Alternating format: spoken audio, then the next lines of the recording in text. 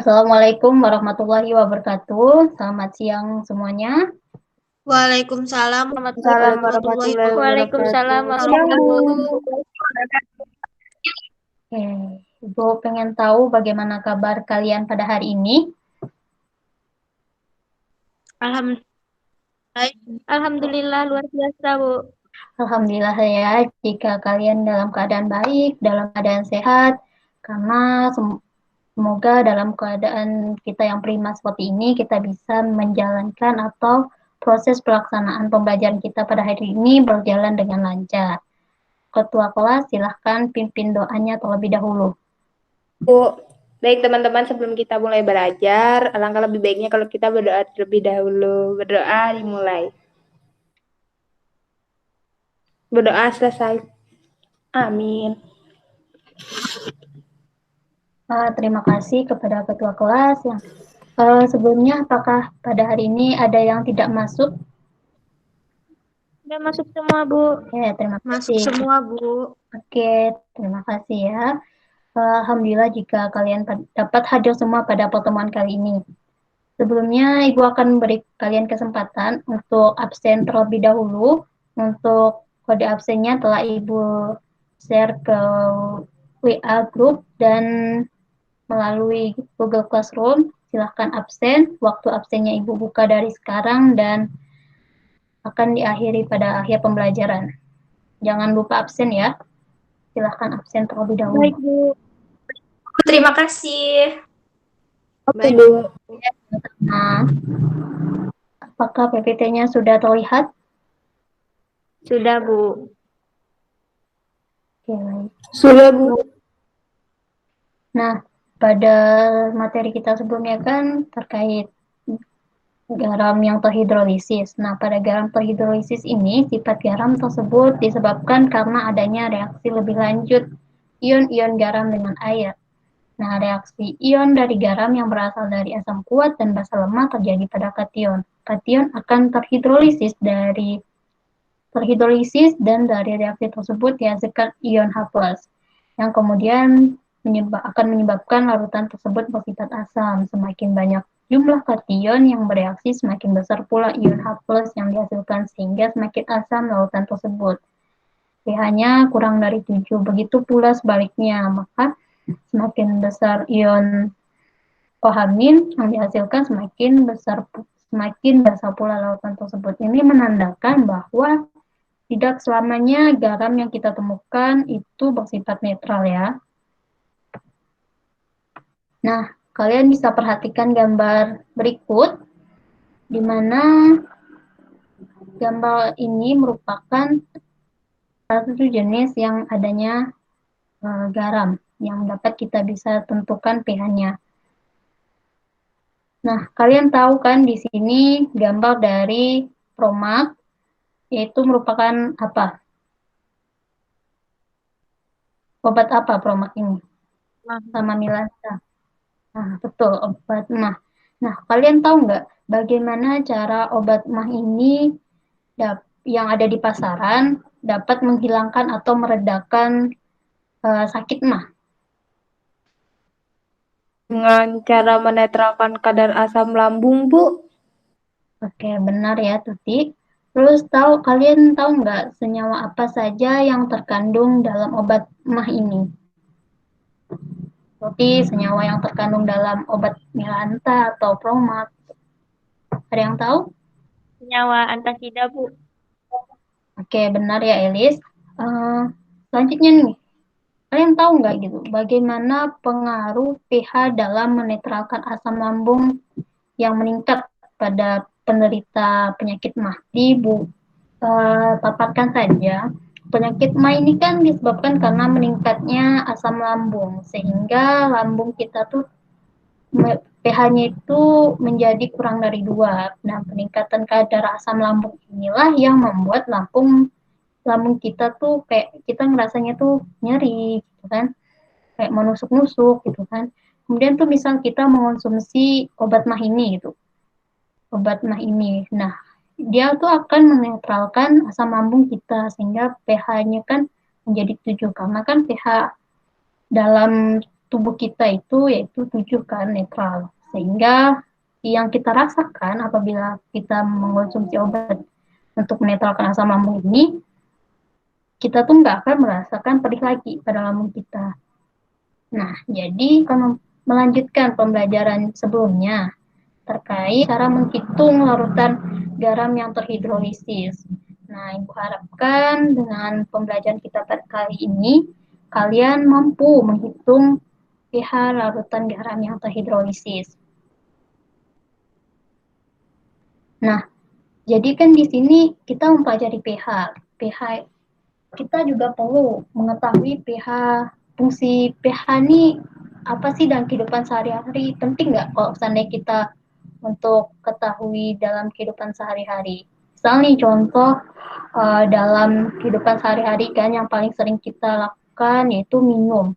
Nah, air yang kita minum ini kita harus tahu kadar pH-nya itu asam atau basa gitu, atau asamnya kadar pH-nya tinggi atau pH-nya rendah. Karena kalau seandainya kadar pH pada airnya itu terlalu tinggi, maka yang kita rasakan itu airnya itu nggak enak gitu kan. Kalau seandainya terlalu rendah, maka yang kita rasakan itu seperti pahit atau asam. Nah, pH yang baik untuk air yang dapat kita konsumsi yaitu dengan pH 7. Nah, baik, Ibu akan bagi kalian menjadi beberapa kelompok. Ibu, kan ini ada 6 siswa ya, jadi Ibu bagi kalian menjadi 3 kelompok, jadi satu kelompok itu 2 orang. Untuk kelompok 1 itu ada Nur Anjar dan Rani, yang kedua ada Elis dan Messi, yang ketiga itu ada Iis dan Tia. Kalian boleh buka LKPD dan sumber bacaan yang telah Ibu kirimkan melalui Google Classroom. Kalian boleh buka di situ.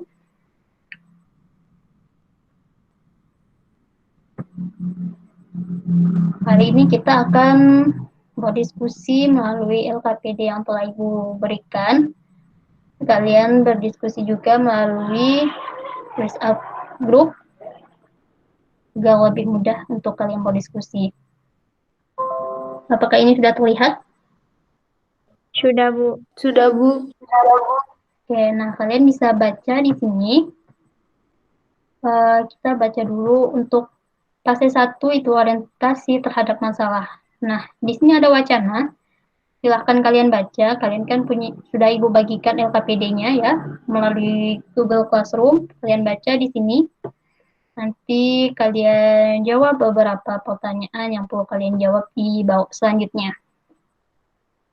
Selanjutnya kalian bisa berdiskusi. Ini kita jawab sama-sama aja ya untuk informasi penting yang apa yang dapat kalian dapatkan dari wacana di atas. Contoh nih, kalian nanti isi di LKPD-nya, informasi penting yang kalian dapat itu misal kalian mengetahui reaksi yang terjadi, dan senyawa yang ada pada obat mah itu apa saja. Kalian bisa masukkan di situ ya, anak-anak.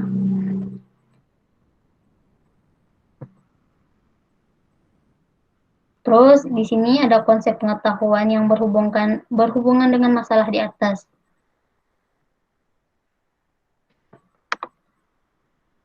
Kalian bisa mencari konsep pengetahuan apa yang bisa kalian pelajari untuk kalian bisa jelaskan dari permasalahan yang ada. Nah, untuk kalian bisa juga mengajukan hipotesis di sana, di mana percobaan garam tentukan rumus yang akan digunakan untuk menentukan nilai pH-nya. Kalian juga bisa membaca di sini sumber yang ada di sini, boleh juga menggunakan sumber yang Ibu share latihan soal. Sebelum latihan soal kalian juga bisa melihat contoh soal yang diberikan di LKPD. Nah, latihan soal di sini Ibu kasih waktu kalian sekitar 5 menit untuk mengerjakannya ya. Silahkan berdiskusikan dengan teman sekelompoknya tadi ya. kelompok 1 sesuai dengan temannya, kelompok 2 begitu pun juga dengan kelompok 3. Silakan dikerjakan. Baik, Bu. Oke.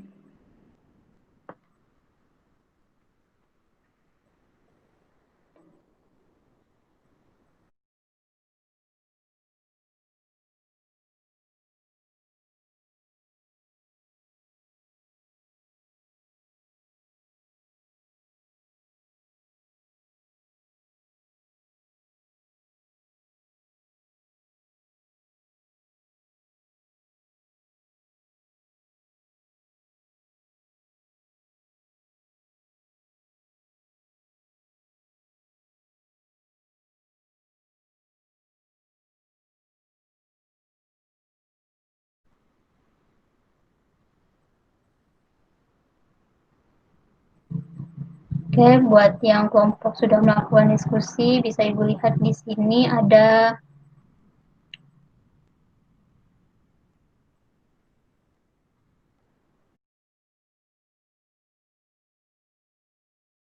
kelompok 1 sudah menemukan cara untuk nomor 1. Ya, diskusinya cukup lancar.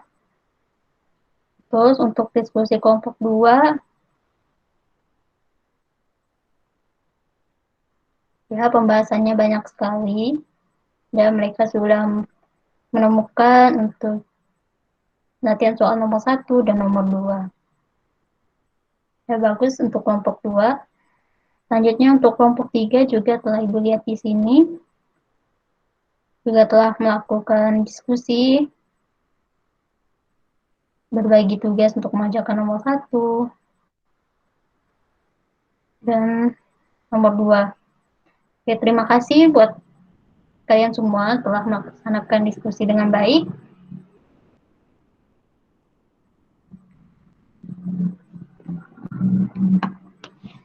Apakah masih ada yang ingin kalian diskusikan dengan teman kelompoknya? Jika tidak ada, mungkin untuk kelompok 1 boleh untuk menampilkan hasil diskusinya terlebih dahulu. Pada kelompok 1 dipersilahkan. Oke, baik. Assalamualaikum warahmatullahi wabarakatuh. Kami dari kelompok 1 yang terdiri dari saya sendiri dan teman saya, Nur Anjar Astuti, akan mempresentasikan hasil diskusi kami. Nah, ini kami jawaban nomor 1 ada H+. Ini dengan rumus H+ sama dengan KW per KB itu akarnya dikali M. Terus dimasukin angkanya dikali 0,01 yang merupakan M. Nah, diperoleh 5 kali 10 pangkat min 12. Nah, itu sama dengan 2,24 kali 10 pangkat min 6. Itu adalah H+-nya. Kemudian pH-nya dengan cara memasukkan ke rumus min log H+. Jadi ada log 2,24 kali 10 min 6 yang tadi kita peroleh. Jadi 6 dikurang log 2,24. Log 2,24 di sini kami peroleh 0,35. Jadi 6 dikurang 0,35 sama dengan 5,65. Jadi itu jawabannya. Sudah, Bu. Terima kasih. Terima kasih kepada kelompok 1. Kita beri aplaus untuk kelompok 1. Nah, Ibu ingin apakah dari kelompok lain jawabannya sama atau ada jawaban yang berbeda dengan kelompok 1? Saya Bu, kelompok 2 jawabannya sama tapi caranya beda Bu. Oke, mungkin untuk kelompok 2 boleh ditampilkan hasil diskusinya untuk yang jawaban yang sama tapi dengan cara yang berbeda. Silahkan. Oke Bu, bentar ya Bu. Assalamualaikum warahmatullahi wabarakatuh. Jadi, Bu dan teman-teman, jadi ini hasil diskusi kami. Sedikit berbeda dari kelompok yang sebelumnya, Bu. Nah, di sini latihan soalnya kan, hitunglah pH larutan NH4Cl 0,01 molar. KB NH4OH-nya itu 2 kali 10 pangkat minus 5. Jawabannya, PKB sama dengan min log KB sama dengan min log 2 kali 10 pangkat min 5 sama dengan 5 min log 2. Hasilnya itu 4,7. Lalu pH-nya itu setengah dikali 14 dikurang PKB min log 10 pangkat min 2. Nah, jadilah dia setengah dikali 14 min 4,7 ditambah 2. Hasilnya itu menjadi 5,65, Bu. Sekian dari kami. Ya, terima kasih untuk kelompok 2 ya, jawabannya sama dan caranya juga benar. Jadi bisa kita lihat untuk pekerjaan soal nomor 1 itu kita bisa menggunakan 2 cara. Yang pertama tadi dengan mencari yang seperti yang kelompok 1 tampilkan, dan yang kedua bisa dicari dengan seperti yang kelompok 2 tampilkan. Ya, saya harap untuk yang kelompok lain bisa mengerti apa yang telah ditampilkan. Kita beri applause untuk kelompok 2. Nah, selanjutnya untuk kelompok 3, mungkin bisa tampilkan hasil diskusinya. Silahkan untuk kelompok 3. Baiklah, di sini kami akan menyampaikan hasil diskusi dari kami. Nah, nomor 2 yaitu bagaimana rumus yang digunakan untuk menentukan pH larutan garam. Nah, di sini kita sama yaitu hidrolisis garam dari asam lemah dan basa kuat terlebih dahulu. Dengan pH-nya sama dengan 1/2 dalam kurung 14 ditambah pKa plus log dari G. Selanjutnya yaitu hidrolisis untuk garam dari asam kuat dan basa lemah yaitu pH-nya setengah sama dengan 14 dikurang PKB kurang log dari G. Hidrolisis garam dari asam lemah dan basa lemah yaitu pH-nya setengah dalam kurung 14 tambah pKa dikurang PKB. Sekian hasil kerja dari kelompok kami. Kurang lebihnya kami mohon maaf. Terima kasih. Terima kasih untuk kelompok 3. Kita beri applause untuk kelompok 3. Nah, dari yang kelompok 3 sajikan nih, apakah dari yang kalian tampilkan, mulai dari kelompok 1 yang menampilkan soal nomor 1, kelompok 2 menampilkan jawaban yang berbeda, dan kelompok 3 menampilkan jawaban dari nomor 2, apakah dari kalian ada yang ingin menepi atau menambahkan terkait hasil yang telah ditampilkan? Saya, Bu. Oke, boleh. Silahkan. Oke, tambahan dari saya, Bu. Untuk konsentrasi H+ itu, rumusnya sama dengan akar KW per KB dikali dengan konsentrasi garam. Kemudian pH itu sama dengan min log konsentrasi H+. Itu garam dari asam kuat dan basa lemah. Kemudian H+ sama dengan akar KW per Ka dikali konsentrasi garam. Kemudian POH sama dengan min log OH konsentrasi OH-. pH-nya itu sama dengan 14 dikurang POH. Itu untuk garam dari asam lemah dan basa kuat. Kemudian yang terakhir, Bu, di sini ada konsentrasi H+ sama dengan KW dikali Ka per KB diakarkan. Kemudian pH-nya itu sama dengan min log konsentrasi H+. Ini untuk garam dari asam lemah dan basa lemah, Bu. Sekian tambahan dari saya. Terima kasih. Ya, terima kasih untuk Messi atas tambahannya. Jawaban tambahannya benar sekali, tepat. Sesuai, Ibu rasa itu juga sudah cukup sesuai dengan LKPD yang telah Ibu sampaikan, yang telah Ibu berikan, dan sumber baca yang telah Ibu berikan, yaitu buku BSE, buku pegangan untuk siswa. Kemudian, nah sekarang nih, dari kalian yang kita pelajari pada hari ini, kalian bisa tuliskan simpulan yang dapat kalian ambil di dalam LKPD yang telah Ibu berikan. Kalian tuliskan kesimpulannya di situ. Nah, dari yang telah kita pelajari pada hari ini nih, Ibu minta minimal satu orang untuk menyampaikan kesimpulannya. Yuk, siapa yang ingin menyampaikan kesimpulan terkait pelajaran kita pada hari ini? Boleh siapa saja. Saya, Bu. Oke, Nani, dipersilahkan. Oke, jadi kesimpulannya, yang pertama itu sifat larutan garam itu tergantung pada kekuatan relatif asam dan basa penyusunnya. Kemudian yang kedua, hidrolisis garam adalah reaksi antara komponen garam yang berasal dari asam atau basa lemah dengan air. Kemudian yang ketiga, hidrolisis parsial adalah hidrolisis yang terjadi pada garam yang terbentuk dari asam kuat, basa lemah, atau asam lemah dengan basa kuat.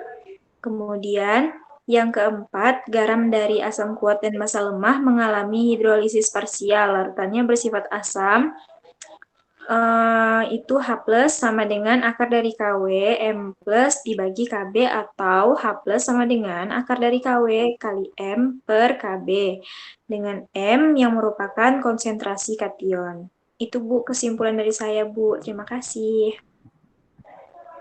Oke, terima kasih kepada Maharani. Kita beri tepuk tangan untuk Maharani. Karena kesimpulannya menurut Ibu sudah cukup tepat. Terus, apakah ada dari kalian nih yang ingin menambahkan kesimpulan dari Rani? Oke, mungkin sepertinya Tia mengangkat tangan. Mungkin kepada Tia yang ingin menambahkan kesimpulan dari Rani, dipersilahkan. Oke Bu, saya izin menambahkan kesimpulan dari Rani. Yang pertama yaitu hidrolisis garam adalah hidrolisis yang terjadi pada garam yang terbentuk dari asam lemah dan basa lemah. Kemudian garam dari asam lemah dan basa lemah tadi mengalami hidrolisis total. Jadi sifat larutannya itu tergantung pada harga Ka-nya, Ka asam dan Ka basa pembentuknya. Dan rumusnya tuh kita ketahui bersama bahwa H plus sama dengan Ka akar dikali akar KW per Ka dikali KB. Seperti itu, Bu. Itu sih tambahan dari saya. Terima kasih. Oke, terima kasih Tia atas tambahannya untuk kesimpulan. Ya, kesimpulan yang telah disampaikan baik dari Rani dan dari Tia itu menurut Ibu juga sudah cukup lengkap ya. Mungkin tidak ada lagi yang ingin menambahkan kesimpulan. Ya, sepertinya tidak ada lagi ya. Kita beri tepuk tangan untuk kedua orang yang telah memberikan kesimpulan. Oke, selanjutnya nih, Ibu akan memberikan kalian tugas. Tugasnya juga bisa kalian lihat di Google Classroom. Tugasnya seperti ini. Jadi kalian bisa kerjakan di rumah. Dan kalian kumpulkan sebelum tenggat waktunya pada Google Classroom. Jangan sampai lewat, karena jika lewat dari tenggat waktu akan Ibu hitung nilainya. Nah, ini ya tugasnya. Cuma ada 2 soal. Yang pertama itu hitunglah pH lautan dari Na2CO3 0,1 molar. Dengan Ka-nya sudah di situ ditampilkan. Terus yang soal kedua, apabila diketahui pH larutan garam NaF adalah 8, maka tentukan konsentrasi garam tersebut. Nah, apakah sudah jelas terkait tugas yang Ibu berikan? Ada yang ingin bertanya? Sudah cukup jelas, Bu. Oke, yang lain bagaimana? Jelas? Jelas, Bu. Jelas, Bu. Jelas, Baik, Bu. ya. Oke, baik. Terima kasih. Kurasa sudah cukup jelas dan juga pembelajaran hari ini juga cukup jelas, sudah aktif juga, baik berdiskusi, menyampaikan pendapatnya, terus memberi kesimpulan.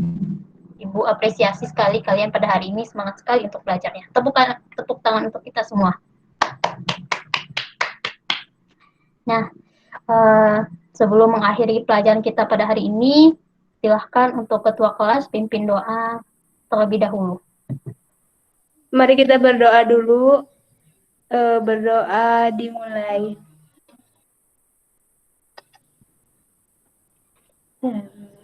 Berdoa selesai. Udah, Bu. Ya, ya baik. Terima kasih ya Nur Anja. Terima kasih untuk semuanya atas perhatiannya pada hari ini, atas semangatnya pada hari ini. Jangan lupa jaga kesehatan karena di masa pandemi ini rentan ya penyakit banyak sekali. Jadi Ibu harap kalian tetap jaga kesehatan di rumah, tugasnya dikerjakan, jangan lupa istirahat, dan juga baca-baca untuk materi selanjutnya.